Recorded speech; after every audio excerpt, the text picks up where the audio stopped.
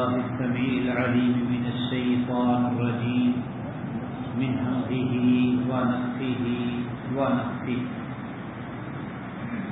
قل يا أهل الكتاب تعالوا إلى كلمة سواء بيننا وبينكم ألا نعبد إلا الله ولا نشرك به شيئا ولا يتخذ بعضنا بعضا أربابا من دون الله فإن تولوا فقولوا اشهدوا بأننا مسلمون قل کہہ دیجیے یا اہل الکتاب اے اہل کتاب تعالوا تم آؤ الی کلمۃ اس کلمے کی طرف ایسی بات کی طرف سواء بیننا و بینکم جو ہمارے اور تمہارے درمیان مشترک ہے برابر ہے وہ یہ کہ اللہ نعبد الا اللہ کہ ہم اللہ کے سوا کسی کی عبادت نہ کریں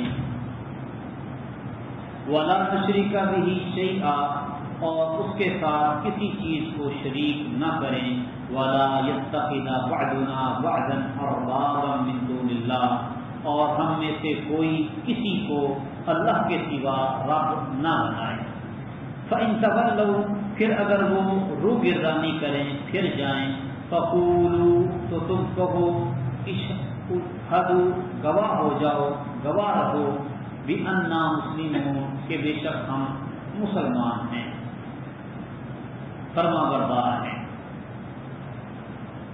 اس آیت میں اللہ سبحانہ و تعالی نے اہل کتاب کو 3 مشترکہ باتوں کی دعوت دینے کا حکم دیا ہے کہ تم اہل کتاب کو 3 باتوں کی دعوت دو جو تمہارے اور ان کے درمیان مشترک ہے۔ ایک بات یہ کہ اللہ کے سوا کسی کی عبادت نہ کرے، دوسری بات یہ کہ کوئی بھی کسی کو بھی اللہ کا شریک ہم سب نہ ٹھہرائے، اور تیسری بات کہ کوئی کسی کو رب نہیں بنائے گا۔ یہ 3 باتیں اہل کتاب اور اہل اسلام کے درمیان مشترک ہیں۔ تورات و انجیل میں تحریف ہونے کے باوجود ابھی تک اس میں توحید موجود ہے، شرک سے ممانعت موجود ہے۔ انجیل میں بھی متفرق طور پر توحید کی تعلیم پائی جاتی ہے۔ اناجیل 4 میں یہ باتیں موجود ہیں، جیسے مسیح کی انجیل جو ہے اس میں یہ بات ہے کہ تو خداوند کو سجدہ کر اور صرف اس ہی کی عبادت کر۔ اسی طرح یہ بات بھی ہے کہ زمین پر اللہ کے حکام پر عمل ہونا چاہیے، تیری بادشاہی آئے، تیری مرضی جیسے آسمانوں میں ہے ویسے زمینوں پر پوری ہو۔ یعنی اس طرح کے کلمات اور جملے تحریف ہو جانے کے باوجود ابھی تک موجود ہیں۔ تو یہ توحید کی جو باتیں ہیں یہ اہل کتاب اور اہل اسلام کے درمیان مشترک ہے کہ اللہ کے سوا کسی کی عبادت نہیں کرنی، اللہ کے ساتھ شرک نہیں کرنا، اللہ کے سوا کسی کو رب نہیں بنانا۔ تو اہل کتاب ان تینوں باتوں کی مخالفت کر رہے تھے، یعنی ان کی کتب میں یہ چیزیں موجود تھیں لیکن وہ ان کی مخالفت کر رہے تھے۔ یہودیوں نے عزیر علیہ السلام کو اللہ کا بیٹا بنایا ہوا تھا، رب مانتے تھے۔ عیسائیوں نے عیسیٰ علیہ السلام کو اللہ کا بیٹا قرار دے کر ان کی پرستش شروع کی ہوئی تھی، اور دونوں نے، یہودیوں نے بھی اور عیسائیوں نے بھی، اپنے احبار و رہبان کو رب بنایا ہوا، ان کی حلال کردہ چیزوں کو حلال اور ان کی حرام کردہ چیزوں کو حرام ٹھہراتے ہیں، حالانکہ حلال اور حرام کرنے کا اختیار صرف اللہ رب العزت کے پاس ہے۔ سورہ توبہ میں اس کی تفصیل مزید آ جائے گی انشاءاللہ۔ تو نبی کریم صلی اللہ علیہ وسلم کو یہ حکم ہوا تو رسول اللہ صلی اللہ علیہ وسلم نے اس کی تعمیل کرتے ہوئے اہل کتاب کو اس مشترکہ عقیدے کی دعوت دی، اور جو قریب قریب تھے انہیں براہ راست دعوت دی، اور جو دور دور تھے ان کو خط لکھ کر ان کو دعوت دی۔ ہرقل کی طرف جو خط لکھا نبی کریم صلی اللہ علیہ وسلم نے شاہ روم عظیم الروم ہرقل، اس کی طرف جو خط لکھا اس میں نبی کریم صلی اللہ علیہ وسلم نے اسلام کی دعوت دینے کے ساتھ یہ آیت بھی لکھی، تعالوا الی کلمۃ سواء بیننا و بینکم الا نعبد الا اللہ ولا نشرک بہ شیئا ولا یتخذ بعضنا بعضا اربابا من دون اللہ۔ صحیح بخاری وغیرہ میں یہ تفصیل کے ساتھ واقعہ موجود ہے۔ ادعو بأننا مسلمون، اگر وہ منہ پھیر لیں، روح گردانی کریں تو کہو کہ گواہ رہو کہ بے شک ہم فرما بردار ہیں۔ مطلب یہ ہے کہ اگر اہل کتاب اس عقیدے کو ماننے سے انحراف کرتے ہیں، عقیدہ یہ توحید والا تمہارے اور اہل کتاب کے درمیان مشترک ہے، لیکن اگر وہ اس کو نہیں مانتے، اس کو ماننے سے انکار کر دیتے ہیں، تو پھر تم اعلان کر دو کہ ہم اس عقیدے پر قائم ہیں، اس عقیدے پہ ڈٹے ہوئے ہیں، اللہ سبحانہ و تعالیٰ کی بات ماننے والے، اطاعت اور فرما برداری کرنے والے ہیں۔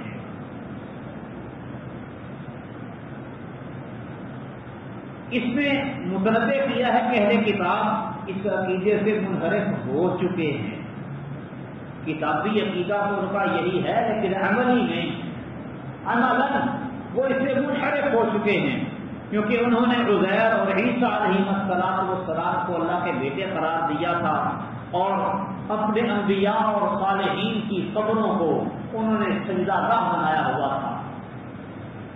نبی کریم صلی اللہ علیہ وسلم فرماتے ہیں اللہ تعالیٰ یہود و نصارہ پر لعنت کرے، اتخذوا قبور انبیائہم و صالحیہم مساجدا، کہ انہوں نے اپنے انبیاء اور صالحین کی قبروں کو مسجدیں بنا لی۔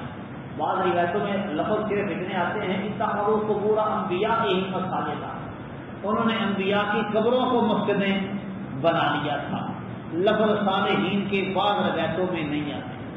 تو اس سے کچھ لوگ اعتراض کرتے ہیں دیکھو عیسائیوں کو بھی اللہ تعالیٰ کے نبی صلی اللہ علیہ وسلم نے فرمایا ہے کہ انہوں نے اپنے انبیاء کی قبروں کو سجدہ گاہ بنا لیا، تو یہ ثابت ہوا عیسیٰ علیہ السلام فوت ہوئے ہیں اور ان کی قبر بھی ہے۔ میں کہا جا رہا ہے اللہ تعالیٰ یہودوں نے انبیاء کی قبروں کو سجدہ گاہ بنا لیا۔ پھر لفظ انبیاء بولا ہے جو جمع کا صیغہ ہے، جمع کا لفظ ہے، تو پھر عیسائیوں کے بھی کئی ایک نبی ہونے چاہیے، لیکن یہ اعتراض باطل ہے، کیونکہ دوسرے طریق میں دوسری سند کے ساتھ اسی روایت میں لفظ صالحین موجود ہے کہ انہوں نے اپنے انبیاء اور صالحین کی قبروں کو مسجد بنا لیا۔ یہود نے انبیاء کی قبروں کو مسجد بنایا اور صالحین کی قبروں کو بھی، اور عیسائیوں نے صالحین کی قبروں کو مسجد سجدہ گاہ بنا لیا۔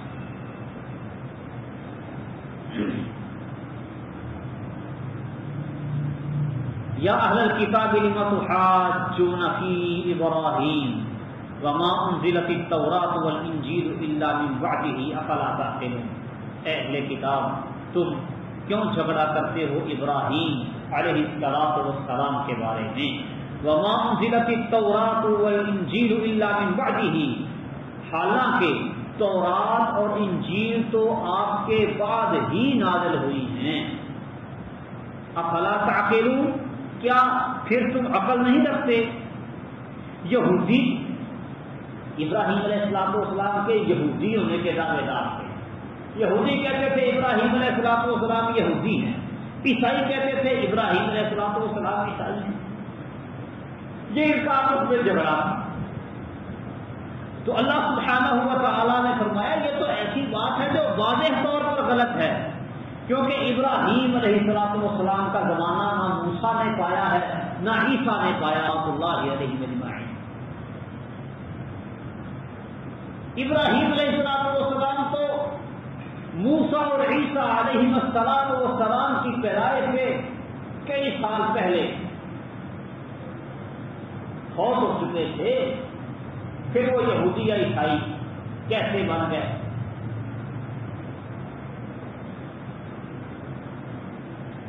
فرمایا لما تحاجون فی ابراہیم، تم ابراہیم کے بارے میں جھگڑا کیوں کرتے ہو؟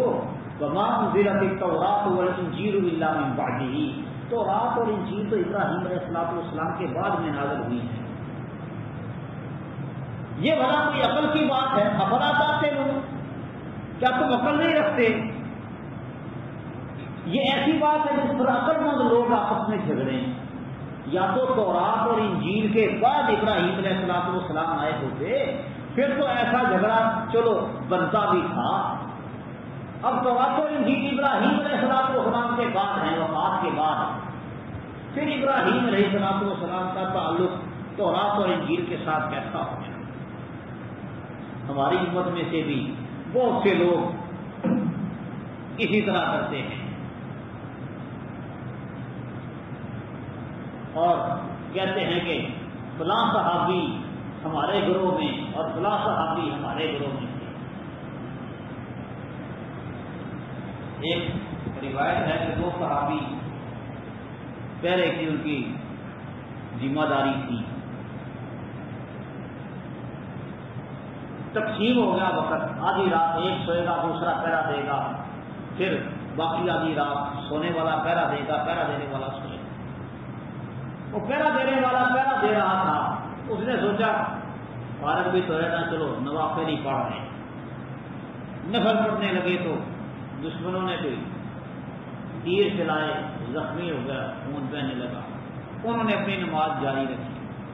نماز ختم کرنے کے بعد ساتھی کو جگایا تو ساتھی نے کہا تو نے مجھے پہلے کیوں نہیں بیدار کر دیا؟ یہ روایت ہے جو پیش کی جاتی ہے۔ اس کو پیش کرنے کے بعد کہتے ہیں کہ وہ جو نماز پڑھ رہے تھے وہ تھے شافعی، اور جس میں جو سو رہے تھے وہ تھے حنفی۔ کیوں؟ امام شافعی کا مذہب ہے، ان کا موقف ہے کہ خون اگر جسم سے بہہ جائے تو اس سے وضو نہیں ٹوٹتا، اور احناف کا موقف یہ ہے کہ جسم سے خون بہے اور وضو والی جگہ تک پہنچ جائے تو وضو ٹوٹ جاتا ہے۔ تو سونے والے نے کہا تو نے مجھے پہلے کیوں نہیں جگا دیا تھا جب دیر لگے، اسی وقت جگا دینا تھا۔ اس کے موقف کے مطابق وضو ٹوٹ چکا تھا، اور اس کے موقف کے مطابق وضو نہیں ٹوٹا تھا، لہذا یہ نمازیں پڑھ رہا تھا۔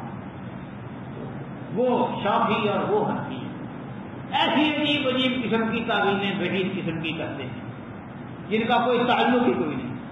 اب وضو ٹوٹنے کی بات نہ اس نے کی نہ اس نے کی، خام خواہ اپنی طرف کھینچتے۔ ہماری امت میں سے بھی اگر بعد میں بننے والا کوئی فرقہ جو ما انا علیہ و اصحابی پر نہ ہو، نبی کریم صلی اللہ علیہ وسلم اور آپ کے صحابہ جس طریقے پر چلتے رہے اس طریقے پر نہ ہو وہ گروہ، اور کہے کہ رسول اللہ صلی اللہ علیہ وسلم ہمارے گروہ میں سے تھے، تو اسے بھی یہی کہا جائے گا کہ تمہاری تو بنیاد ہی رسول اللہ صلی اللہ علیہ وسلم کے بعد رکھی گئی ہے۔ جب آپ دنیا سے رخصت ہو چکے تھے تو رسول اللہ صلی اللہ علیہ وسلم تمہارے گروہ میں کیسے شامل ہو سکتے ہیں؟ افلا تعقلون، کیا تم عقل نہیں رکھتے؟ ہاں انتم ہؤلاء، دیکھو تم وہی لوگ ہو، حاججتم کہ تم نے جھگڑا کیا، فیما اس چیز کے بارے میں، اس بات کے بارے میں، لکم بہ علم جس کے بارے میں تمہیں کچھ علم تھا۔ دیکھو تم وہی ہو کہ تم نے اس بات کے بارے میں جھگڑا کیا جس کے بارے میں تمہیں علم تھا۔ فَلِمَ تُحَاجُّونَ فِيمَا لَيْسَ لَكُمْ بِهِ عِلْمٌ، تو اب اس چیز کے بارے میں جھگڑا کیوں کرتے ہو جس کے بارے میں تمہیں علم ہی نہیں۔ وَاللَّهُ يَعْلَمُ وَأَنْتُمْ لَا تَعْلَمُونَ، اور اللہ جانتا ہے اور تم نہیں جانتے۔ یعنی دین ابراہیمی کے بارے میں تم جھگڑا کیوں کرتے ہو؟ مراد یہ ہے کہ جب تم تورات و انجیل کے مسائل میں ہی بھٹکے، اور ایسے بھٹکے کہ بہت دور نکل گئے، تورات و انجیل کا تو تمہیں علم تھا کچھ نہ کچھ، یہود کو نصارہ کو تورات و انجیل کا علم تھا، اس کے بارے میں تو چلو تم نے جھگڑا کیا سو کیا، اب ابراہیم علیہ السلام کے بارے میں تم جھگڑا کرنے لگ گئے ہو، دین ابراہیمی کے بارے میں کیوں کٹ حجتی کرتے ہو؟ اس کے بارے میں تو تمہیں علم کا شائبہ بھی نہیں، تم تو اپنی کتاب کے اوپر ہی ڈٹے ہوئے ہو، اور وہ بھی کتاب ایسی کہ جس میں تم نے تحریفیں کی ہوئی ہیں۔ چلو کچھ نہ کچھ تو وہی کا علم باقی ہے ان کتابوں میں، تمہیں تھوڑا بہت پتا تھا، تو تورات انجیل کے بارے میں تم آپس میں جھگڑتے رہے، اب ملت ابراہیمی کے بارے میں کیوں جھگڑتے ہو؟ تو اس میں غلط طور پر جھگڑا کرنے کی ممانعت بھی ہے، اور مطلق طور پر جھگڑنے سے بھی ممانعت اس آیت سے ثابت ہوتی ہے۔ ما کان ابراہیم یہودیا ولا نصرانیا، ابراہیم علیہ السلام یہودی اور نصرانی نہیں تھے، ولکن کان حنیفا مسلما، اور لیکن وہ حنیفہ یکسو تھے، مسلمان مطیع، وما کان من المشرکین، اور مشرکوں میں سے نہیں تھے۔ تو اس آیت میں اللہ سبحانہ و تعالی نے واضح کر دیا ہے کہ ابراہیم علیہ السلام نہ یہودی تھے نہ عیسائی تھے، اور اس میں یہ اشارہ بھی ہے کہ یہود و نصارہ ابراہیم علیہ السلام کو اپنے اپنے گروہ میں شمار کرتے ہیں، حالانکہ یہ مشرک ہیں۔ کہا ہے نا کہ ابراہیم صلی اللہ علیہ وسلم نہ یہودی تھے نہ عیسائی تھے اور نہ ہی مشرک تھے، بلکہ کیا تھے؟ حنیفہ یکسو، اکیلے واحد لا شریک اللہ کی عبادت کرنے والے۔ تو یہ یہود و نصارہ مشرک ہیں، اور یہ ابراہیم علیہ السلام کے بارے میں جھگڑا کرتے ہیں، حالانکہ انہوں نے اپنے مشائخ کو، اپنے احبار و رہبان کو رب بنایا ہوا، اور ان کے اقوال کو شریعت بنا رکھا ہے۔ عزیر اور عیسیٰ علیہ السلام کو انہوں نے اللہ کا بیٹا قرار دے کے ان کی پرستش اور عبادت شروع کی ہوئی ہے۔ نبیوں اور ولیوں کی قبروں کو انہوں نے سجدہ گاہ بنایا ہوا ہے۔ یہ مشرک لوگ، ابراہیم نہ یہودی تھے نہ عیسائی تھے، یکسو تھے، مشرک نہیں تھے وہ۔ یہود و نصارہ تم تو مشرک ہو، احبار و رہبان کو رب بنانے کی وجہ سے، عزیر اور عیسیٰ علیہ السلام کو اللہ کا بیٹا قرار دے کے ان کی پرستش کرنے کی وجہ سے، انبیاء صلحاء کی قبروں کو سجدہ گاہ بنانے کی وجہ سے یہ مشرک ہے۔ اور ابراہیم علیہ السلام وہ مشرکین میں سے نہیں تھے۔ آج ہماری امت کا بھی یہی حال ہے، ہر فرقے والے رسول اللہ صلی اللہ علیہ وسلم کو اپنے اپنے گروہ میں شامل کرتے ہیں، حالانکہ یہ سارے کے سارے گروہ رسول اللہ صلی اللہ علیہ وسلم کے بہت پاس جا کے بنے، اور انہوں نے اپنے اپنے سرداروں کے اقوال کو شریعت کا درجہ دیا ہوا ہے، اپنے اپنے بڑے، اپنے امام، اپنے پیشوا مقتدا جو ہیں ان کے اقوال کو شریعت کا درجہ دیا ہوا ہے، حالانکہ شریعت صرف اور صرف وحی الہی کا نام ہے۔ اللہ اور اس کے رسول صلی اللہ علیہ وسلم کی بات کے سوا کسی کی بات شریعت نہیں ہے، چاہے وہ صحابی ہو، تابعی ہو، محدث ہو، فقیہ ہو، جو مرضی ہو جائے، اس کا قول، اس کی بات وحی نہیں بن سکتی، اس کا عمل وحی نہیں بن سکتا۔ وحی الہی کتاب اللہ ہے، یہ سنت رسول اللہ صلی اللہ علیہ وسلم۔ لوگوں کی باتوں کو تولا جائے گا کتاب و سنت کے میدان اور اس کے ترازو میں، لیکن افسوس کہ آج لوگوں نے کتاب و سنت کو سلف کے اقوال کے ترازو میں تولنا شروع کر دیا ہے، الٹے الٹے کام شروع ہو گئے ہیں۔ سلف کے اقوال کو تولا جائے گا کہاں؟ کتاب و سنت میں، کتاب و سنت کے موافق تو قبول، موافق نہیں تو مردود۔ لیکن آج لوگ کیا کرتے ہیں؟ کہتے ہیں قرآن کی اس آیت کا وہ معنی مانیں گے جو سلف نے لیا ہے، چاہے سلف کے دور میں وہ مسئلہ نہ پیش آیا ہو۔ ہاں یہ بات درست ہے کہ کتاب و سنت کا معنی اور مفہوم جو سلف صالحین نے بیان کیا ہے وہ آج کل کے لوگوں کے بیان کردہ معنی اور مفہوم سے بہت بہتر ہے، لیکن ان کے اس معنی اور مفہوم کو بھی کتاب و سنت کے نظام میں ہی تولا جائے گا۔ کتاب اللہ ایسی کتاب ہے لا یأتیہ الباطل من بین یدیہ ولا من خلفہ تنزیل من حکیم حمید، باطل نہ اس کے آگے سے آ سکتا ہے نہ اس کے پیچھے سے، بڑے حکیم و حمید کی طرف سے نازل کردہ کتاب ہے۔ تو کتاب و سنت کا معنی، کتاب و سنت کی تشریح اور وضاحت بھی وہ معتبر ہوگی جو کتاب و سنت کریں گے۔ کتاب و سنت کے موافق تشریح ہوگی تو قبول، نہیں ہوگی تو مردود، چاہے کوئی کتنا بڑا امام کیوں نہ۔ لوگوں نے اپنے بڑوں کو، اپنے سلف کو اپنا اپنا پیشوا اور امام بنایا ہوا ہے اور ان کو اللہ کا درجہ دے رکھا ہے، جبکہ رسول اللہ صلی اللہ علیہ وسلم صرف ما انزل اللہ کی پیروی کرتے تھے اور ما انزل اللہ کی پیروی کا حکم دیتے تھے، مشرک ہرگز نہیں تھے۔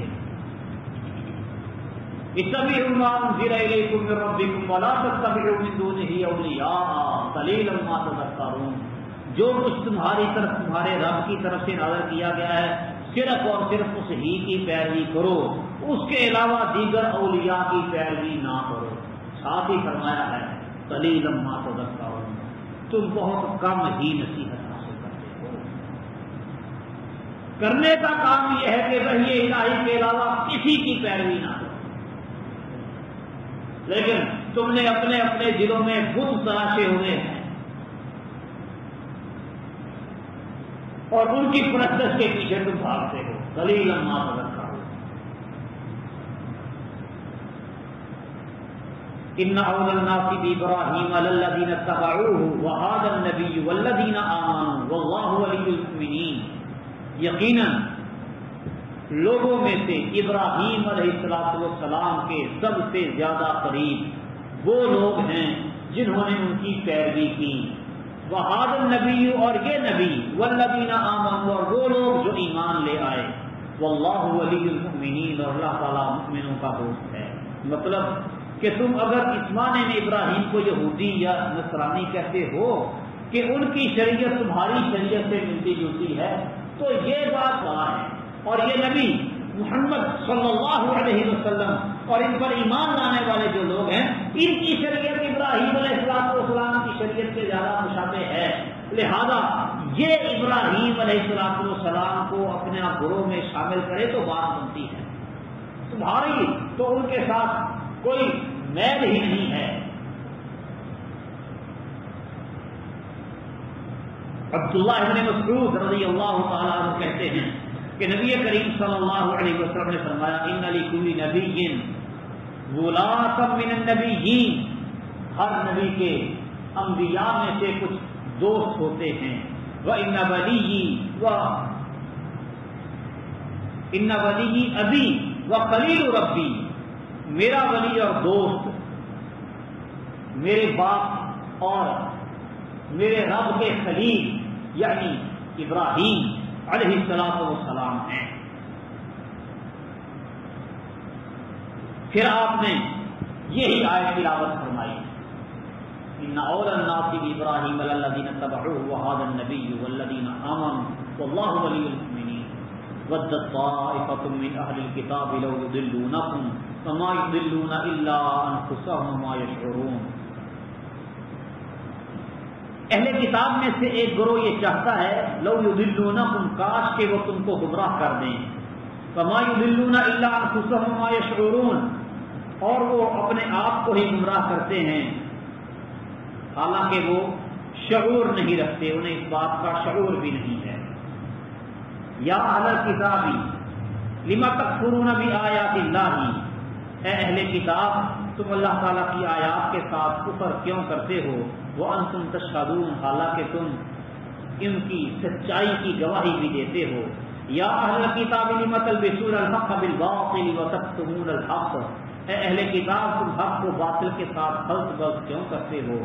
وَتَكْتُمُونَ الْحَقَّ اور حق کو کیوں چھپاتے ہو؟ وَأَنْتُمْ تَعْلَمُونَ حالانکہ تم جانتے ہو۔ یہ اہل کتاب کی بدبختیوں کی طرف اشارہ ہے کہ وہ نبی کریم صلی اللہ علیہ وسلم کے سچا نبی اور پیغمبر ہونے کی نشانیوں کو جانتے تھے اور آپ کو سچا نبی اور پیغمبر سمجھتے تھے، لیکن اس کے باوجود حق باتیں حق کو خلط ملط کرتے آپ کی نبوت اور رسالت پر ایمان نہیں لاتے تھے۔ سورہ بقرہ میں اس کی تفصیل بڑی وضاحت کے ساتھ گزری ہے۔ اور پھر اسی طرح دنیاوی اور مادی اغراض کی وجہ سے حق باطل کو خلط ملط کر دیتے، تورات و انجیل کے احکامات کو وہ لوگ چھپا لیا کرتے ہیں۔ تو اللہ سبحانہ و تعالیٰ نے اس پر نقیر کی ہے کہ یہ کام تم کیوں کرتے ہو؟ کہتے بھی ہو کہ نبی آئے گا، ایسا ہوگا، ایسا ہوگا، ساری نشانیاں بھی ہیں۔ تورات و انجیل کو کہتے ہو سچی کتاب ہے، اس پہ یہ ساری نشانیاں باتیں موجود ہیں، پھر بھی مانتے نہیں ہو۔ ایسا کام کیوں کرتے ہو؟ پھر حق اور باطل کو خلط ملط کر کے حق کو چھپاتے ہو۔